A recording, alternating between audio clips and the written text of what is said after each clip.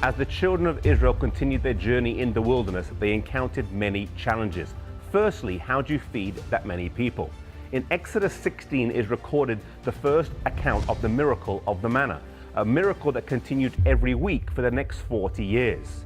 Every day for the first 6 days of the week, manna would fall. Then on the 6th day, they would hold a double portion for the 7th day, the Sabbath. And the part that they held for Sabbath would not go rotten. Then on the Sabbath, no manna would fall. This was all to remind them of the 4th commandment, which says, remember the Sabbath day to keep it holy. It was also to teach them to rely on God every day for their temporal needs. They now came to Mount Sinai. There are two competing claims to Mount Sinai. One is in Egypt, in the Sinai Peninsula, and the other is in Saudi Arabia, in what would have been the land of Midian. Mount Sinai is where the Israelites built a golden calf, in what was a terrible episode. As Moses came down from the mountain, he showed his and God's displeasure. Most of the people repented, but 3,000 would not. The children of Israel had a lot to learn after being in slavery for so many generations. As they left Sinai, they journeyed towards Canaan with the pillar of God's presence in front of them. At night, the pillar of cloud would turn to fire, and it was a visible presence that God was leading them. They were led to Kadesh Barnea, today located on the southern border of Israel with Egypt. Moses sent 12 spies into the land. The names of the 12 are recorded in the Bible, but today most people can only name 2 of them.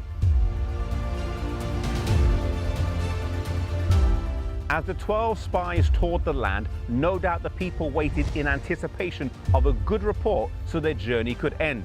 However, when the spies came back, 10 of them gave a negative report, and they said even though the land was good and it was fruitful and it did flow with milk and honey, they said the people lived in fortified cities and we aren't able to take the land.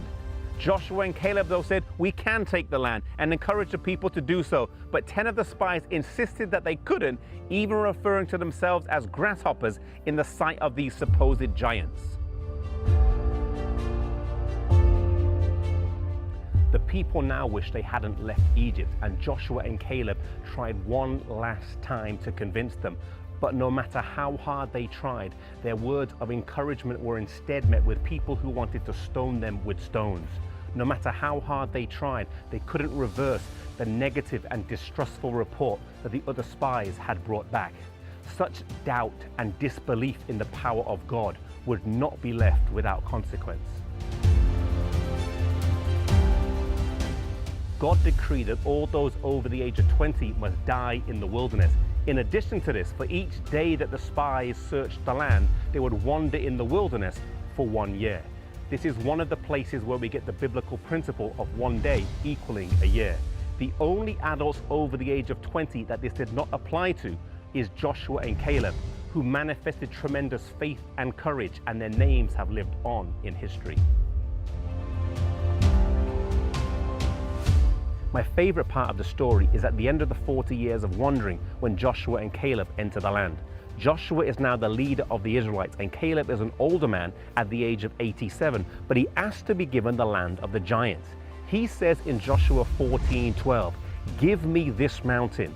If the Lord be with me, then I shall be able to drive them out." He did not seek an easy retirement, but rather he wanted to show that our strength is not in human power, but it's in the power of God. No matter what our age is or what obstacles lie in our path, may we trust God to deliver us and clear a path before us.